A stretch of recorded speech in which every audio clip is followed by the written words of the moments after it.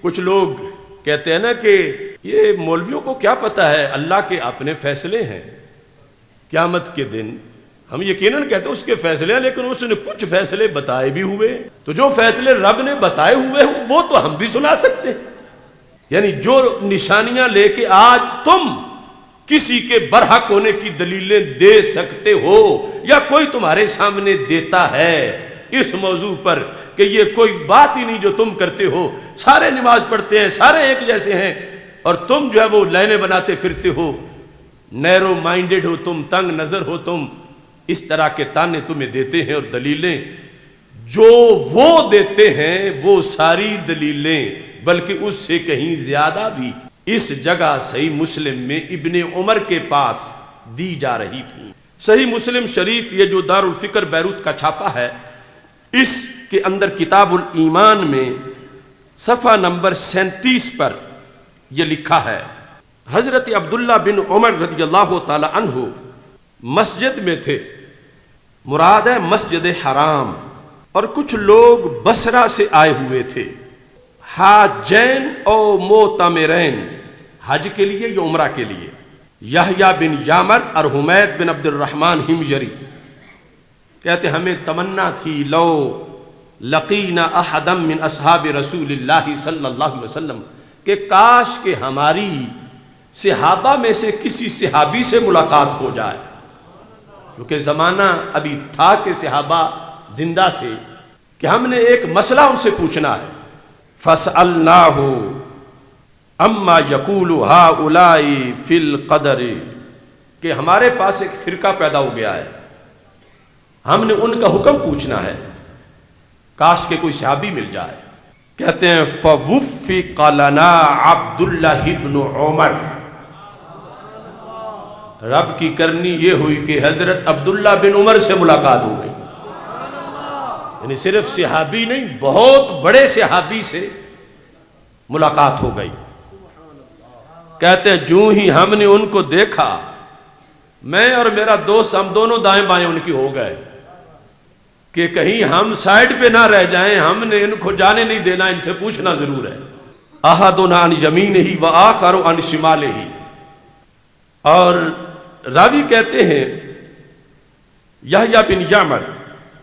کہ میرا یہ خیال تھا کہ میرا ساتھی مجھے بات کرنے کا موقع دے گا، کیونکہ بڑا گولڈن چانس ہے، اگرچہ سوال دونوں کا ایک ہی ہے۔ تو کہتے ہیں میں نے بات شروع کر دی،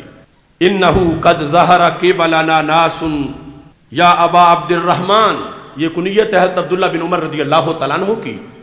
کہنے لگے کہ اے صحابی رسول صلی اللہ علیہ وسلم، ظہر قد ظہر قبلنا، ہماری سائیڈ میں، ہماری طرف میں یعنی بصرہ میں کچھ لوگ ظاہر ہو گئے ہیں، اب نشانیاں ان کی سننا، یقرؤون القرآن، پڑھتے قرآن ہیں، وَيَتَقَفَّرُونَ الْعِلْمِ، اور علم حاصل کرنے کے بڑے دھنی ہیں۔ یہاں قاف دو نقطیہ ہے، یتقفرون، کشک والا نہیں، کفر والا، یتقفرون العلم، یعنی علم کے لیے محنت تو ان پہ بس ہے، دن رات بس ان کا کام ہے قرآن و سنت پڑھنا پڑھانا۔ وَذَكَرَ مِنْ شَانِهِمْ، اور مزید ان کی شان بیان کی، سب کچھ کر کے فرمایا ایک جگہ جا کر پٹڑی سے اتر گئے ہیں۔ وَأَنَّهُمْ يَزْعُمُونَ أَلَّا قَدْرَ وَأَنَّ الْأَمْرَ أُنُفٌ، نماز پڑھتے ہیں، روزہ رکھتے ہیں، حج کرتے ہیں، زکوٰۃ دیتے ہیں، قرآن پڑھتے ہیں، قرآن پڑھاتے ہیں، تہجد تلاوت سب کچھ کرتے ہیں، لیکن تقدیر نہیں مانتے، معاذ اللہ، کہتے کوئی تقدیر نہیں، معاذ اللہ۔ یعنی تم میں سے 15ویں صدی میں بھی آج ہر بندہ تقدیر پہ ایمان رکھتا ہے نا، تو وہ ابھی صحابہ زندہ ہیں، تو بصرہ میں قدریہ، اللہ قدرہ، تقدیر نہیں، کچھ بھی لکھا ہوا نہیں ہے، بس کام ہوتا ہے تو پھر اللہ کو بھی معاذ اللہ پھر ہی پتہ چلتا ہے، یہ ان کا عقیدہ ہے۔ اب اس بات کے علاوہ یہ جو تقدیر والی بات ہے، جو آج لوگوں نے کسی کو پرکھنے کی علامتیں بنائی ہوئی ہیں وہ تو ساری پاری گئی ہے۔ کوئی کہتا ہے جب نماز پڑھتے ہیں اور پڑھتے بھی ہمارے قبلے کی طرف منہ کر کے ہیں، یا کوئی کہے تو وہ تو رفع یدین بھی نہیں کرتے۔ مقلد جو دیوبندی ہیں ان کا معاملہ ہو، کچھ رفع یدین سے کرتے تو وہ تو روزے بھی رکھتے ہیں، حج بھی کرتے ہیں، ہمارے ہی کعبے کا طواف کرتے ہیں، اور ہمارا ہی قرآن پڑھتے پڑھاتے ہیں، اذان بھی ہمارے طرح دیتے ہیں، اگرچہ بعض کی اذان مختلف بھی ہوتی ہے۔ یعنی جو نشانیاں لے کے آج تم کسی کے برحق ہونے کی دلیلیں دے سکتے ہو، یا کوئی تمہارے سامنے دیتا ہے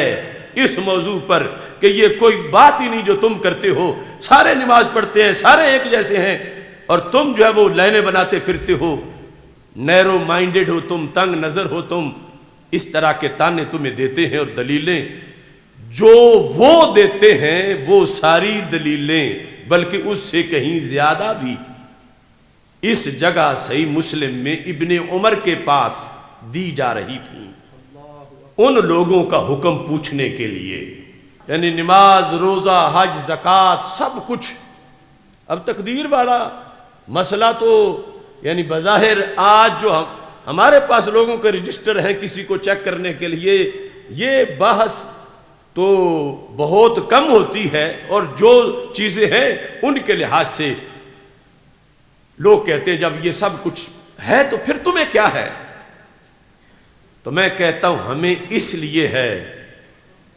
کہ جنہیں سرکار نے پڑھایا تھا جب انہوں نے یہ سنا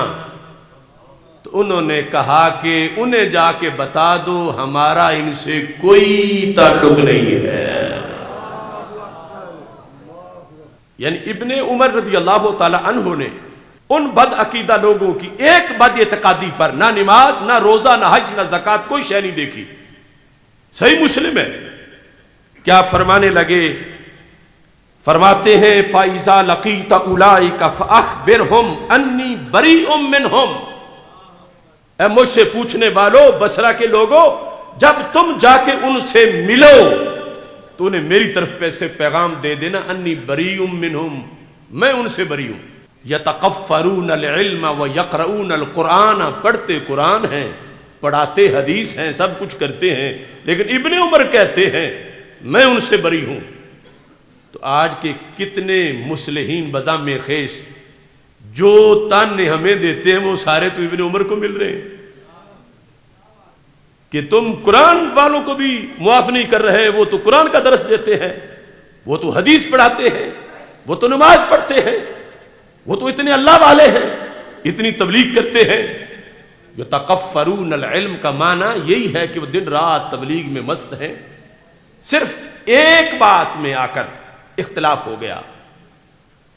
تقدیر نہیں مانتے، تو ابن عمر رضی اللہ تعالی عنہ نے کہا میں ان کا کچھ بھی نہیں مانتا، کوئی نماز نہیں، کوئی روزہ نہیں، کوئی حج، کوئی زکوٰۃ نہیں ان،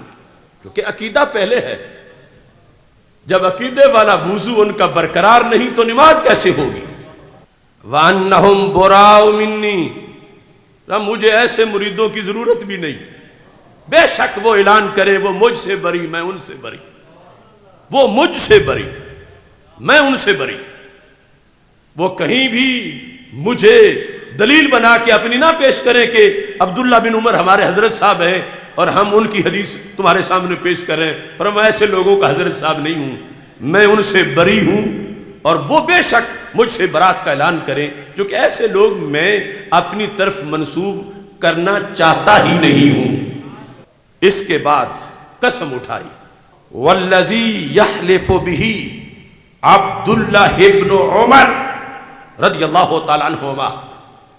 فرما وہ ذات اللہ کی کہ جس کا حلف اٹھا کے عبداللہ بن عمر کہتا ہے لو ان لأحدہم مثل احد ذہبا فانفقہ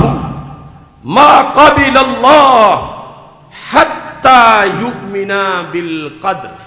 فرمایا میں قسم اٹھا کے کہتا ہوں کہ اگر اس گروہ کا کوئی بندہ جو سب کچھ تو کرتے ہیں تقدیر والے عقیدے میں فیل ہیں تو سب میں فیل ہو جائیں گے۔ اگر قیامت کے دن یہ اللہ سے کہیں بطور فرض ان میں سے کسی کے پاس 2-4 من سونا نہیں، 2-4 ٹن بھی نہیں، وہ کئی میلوں میں پھیلے ہوئے احد پہاڑ جتنا سونا ہو، اور یہ کہیں رب یہ سارا سونا راہ خدا میں ہم دیتے ہیں، ایک بندہ کہے ایک کے پاس اتنا ہو، ایک کی معافی کی بات ہو رہی ہے، سب کی نہیں، وہ کہے میں اپنی طرف سے اتنا پیش کرتا ہوں تو یہ تقدیر والا مسئلہ مجھے معاف کر دے، میں اتنا صدقہ جو کر رہا ہوں۔ تو عبداللہ بن عمر کہتے ہیں میں قسم اٹھا کے کہتا ہوں رب کہے گا بڑا تھوڑا ریٹ لگایا ہے تو نے تقدیر کے ایمان کا، ما قبل اللہ کہے گا قبول نہیں۔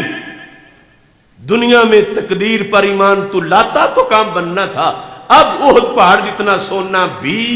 اس جگہ پہ خالی خانہ پر نہیں کر سکتا، لہذا تجھے ہمیشہ جہنم میں رہنا پڑے گا۔ تو حضرت عبداللہ بن عمر رضی اللہ تعالیٰ عنہ نے حلف اٹھا کے کہا، حلف اٹھا کے کہ اگر یہ بندہ جو تقدیر کا منکر ہے احد پہاڑ جتنا سونا رب کو دے، جو ایک درم پہ اتنا اتنا ثواب دیتا ہے، جب ایمان لانا تھا اس وقت نہ لا کے قیامت کے دن بطور فرض، حالانکہ اتنا تو کسی کے پاس ہو کیسے سکتا ہے، اگر ہو پھر بھی اتنا دے کے بھی جان نہیں چھوٹے گی، اسے ہمیشہ جہنم میں جانا پڑے گا۔ یہ بات کون کہہ رہے؟ عبداللہ بن عمر رضی اللہ تعالیٰ عنہ، جو نہ نبی ہیں اور نہ اللہ ہے، لیکن انہوں نے قرآن و سنت کی روشنی میں یہ بتا دیا کہ ایسا نہیں ہوگا کہ دنیا میں تقدیر پہ ایمان نہ رکھے اور سونے دے کے ایسے غلطیاں بھی بخشی جائیں، وہ اور مسئلے ہیں، ایمان اور عقیدے والے مسئلے ایسے نہیں ہیں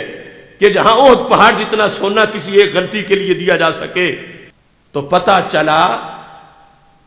کہ جو طے شدہ ضابطے ہیں، ہماری اگرچہ کوئی حیثیت نہیں مگر صحیح مسلم پڑھ کے سنا تو سکتے ہیں اور ذمہ دار ہے کہ یہ بات غلط نہیں، یہ صحیح ہے، اور آگے ابن عمر ہے، اور ابن عمر سے جس نے ٹکر لینی ہے اس نے پھر اپنی عمر سے ٹکر لینی ہے۔ ابھی دور صحابہ ہے، قرآن پڑھنے والے، حدیث پڑھنے والے، سب کچھ کرنے والے، وہ غلطی کر گئے کہ جو اتنی بڑی تھی کہ پھر جہنم سے بچ نہ سکے۔ جو تمہارے اندر ہم سب میں جو ایمان بالقدر ہے، تقدیر پر ایمان، اس کی قیمت کیا ہے؟ اس امریکہ جیسی کروڑہا حکومتیں جنم لے کے آ جائیں، تم میں سے کسی ایک کے پورے ایمان کا تو کیا تقدیر والے شعبے کی بھی قیمت نہیں دے سکیں گے۔